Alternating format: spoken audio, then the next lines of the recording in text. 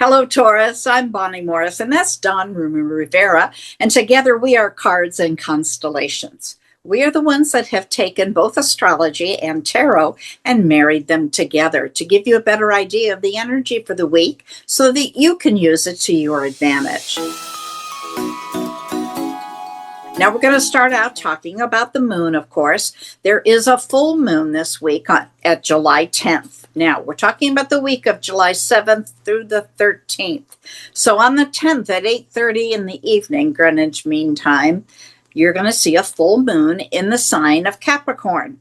Now, what does that mean? That means the moon illuminates everything you've been doing. So this is the opportunity to go, okay, I don't like that over there, and I want to change that, or I don't need that anymore, and tweak everything so that you have what you want while you can see it. And then we pivot and start to turn away. In order to figure out what we're working on, we have to step back to the new moon in Capricorn on January 11th of 2024. So find your journals, look back on Facebook, whatever you use to find out what intentions, what seeds did you plant in the universe. And then on October 10th of 2024, we had the first quarter moon in Capricorn. And that's when you did all the work. You set everything up. But some of it you did in the dark. So now you can see it all, and you might need to change it during the full moon. Now, we wait for the last quarter moon, which doesn't occur until April 10th of 2026 in Capricorn. That's when we celebrate the success and we turn away and allow it to go off on its own. Now, let's see what the stars are saying. In the beginning of the week, you'll find your emotions are very deep, but you have a graceful ability to navigate that. Love is transformative and healing collectively this week. You have energy, confidence, and assertiveness. You find it by setting the example for others. You can be inspiring.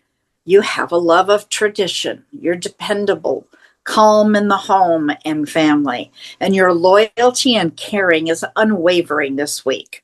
Your emotions are giving you a sense of inner peace, and you trust your intuition. Your compassion, tenderness, and understanding go a long way. Now, this is a week for powerful inner growth. Although you're not fond of change, and none of us are, you understand that it's necessary and possible. On the 8th, you may find yourself needing some emotional security and having difficulty trusting others. Guard your feelings, but use caution because that can lead into loneliness. Midweek, there's a full moon hitting us, and it'll highlight some contrast between your identity and maybe your emotions. Mars will trine the moon, allowing you to take initiative from your heart with respecting others' feelings, assertiveness, balance it with kindness. You are on an inspiring, grounded companion. At the end of the week, you'll find yourself affectionate and kind. Your emotional intelligence will support your relationships. You may find yourself struggling to communicate clearly as Mercury goes opposite to the moon, which allows for kind of a tug of war between your heart and your mind. Use some thoughtfulness then. Don, what do you have? Let's see what I do have.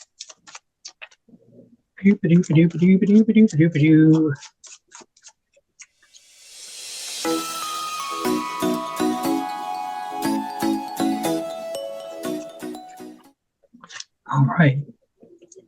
Overall energy for the week, a bit lost, a little bit focus problem, focus. Whatever, don't be surprised if you find a lot of things distracting you, pulling you away from tasks.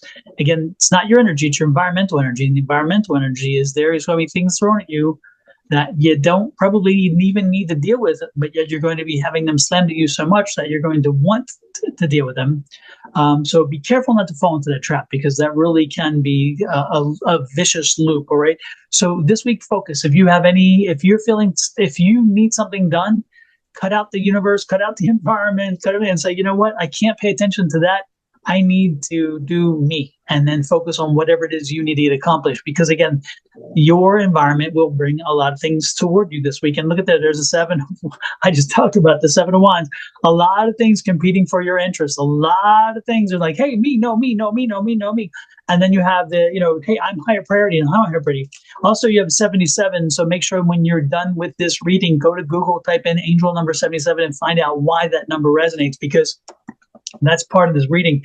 But when you have 7s in your reading, and there are odd numbers and even numbers in tarot with the minor arcana, which is again the odds and even numbers. You have the odds are usually cards that are lesser positive, I'll put it that way, and they can be somewhat derogatory and negative. And the even cards are positive. Okay, so there is a bit of a negative energy around you this week, and for you specifically, because these two cards, the 2 7s, are your cards, and one is the environment, one is you. It's confirming that there's just a lot of chaos and conflict. Don't be surprised if family members tend to pick at you the wrong way, and they can hit you in ways that nobody else can, and they find that right soft spot. Don't be surprised if this week you get a family drama, and you may even be part of it, or you may create it because again, they picked a little bit and then you just were too sensitive because you're overwrought by other stuff. So this is a week of conflict, a week of conflicting interests, a week of conflicting data. Things don't make sense. They won't make sense because again, you're going to say, wait a minute, I heard this and now you're telling me this and this. Again, it's just a lot of conflicting energy around you and you're drawn into it. Don't worry, it's not going to last you long. This is a 9, so we're looking at maybe a week or 2 of this kind of drama hanging over you. And again, it's not a drama. I should not say that. It's an energy that can lead to drama if you allow yourself to go down that rabbit hole and buy into the fact that, oh man, I got to have this, got to have this. I got to watch out for this person. I got to take care of this. This is a week to really take care of yourself and avoid these pitfalls. And that's why we're here. And if you're not careful, again, you're going to be looking at the 5 of Cups. And the 5 of Cups is one of those things that when you have a week of, again, negative energy around that 7, which is a negative number, and then you have the lack of focus, which again gets back to paying attention to too many things at one time, and then the internal struggle of who gets what, where, when, and why. I can see how you can easily fall for the things that have gone bad and ignoring the good. So to help yourself through this week, make sure we focus on good things. Make sure we focus on what we've come to do, what's benefited us, all those things. And let's try to not pay a lot of attention to the negative. And if you do that, you're going to like this because there's a 9 of Cups, and the 9 of Cups is bringing you a really good headspace leaving the week. You're coming in the week with some negative headspace. You're leaving the week with 99s. So check out the 9s. The 9s in this case, even though it's a negative number, the 9s are more positive than the other negatives. Okay. So, and we're looking at, again, the 9 of Wands aligned with the 9 of Cups. So you're leaving the week in a much better energy than you came in with. Check out the angel number 99 as well. Make sure you understand that one, because those two, 77 and 99, are integral to what we got going on here. It's a lot of confusion, actually. And I even the reading to me seemed confusing. And I'm like, what's going on there? So that's what I got, Bonnie.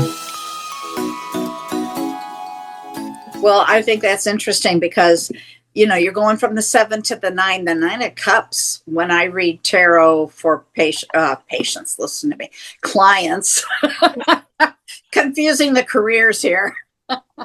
When I read for clients, that 9 of Cups usually is all about a wish or a manifestation coming to fruition. So that is wonderful. And that ties in with that full moon. There's going to be some angst because things were done a little bit in the dark. And now that full moon is illuminating it. And that's like you go, oh, no, I don't like that. We're going to change that.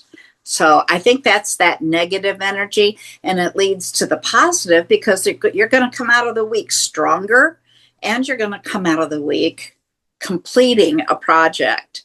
So I think that's where that's headed. Cool beans. I'm liking that very much. Well, folks, you can help us complete a project by growing the channel. We would appreciate it. How you do that? Hit that subscribe button. If you're on Sonoran Mystic Tarot, which is right here, it's always backwards when I'm doing this. I don't know why. Anyway, this one right here. If you're doing this, then hit that subscribe and go over to Miss Bonnie's and hit subscribe to Your Love Goddess. That's her channel on YouTube.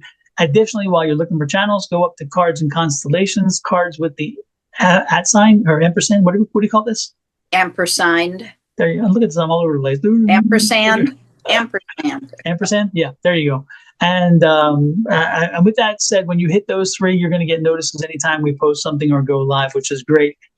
With that said, love, light, and blessings from Miss Bonnie and her family, me and my family, to you and to yours. Thank you for joining us. Again, help us grow our channel. Hit the share button. Bye.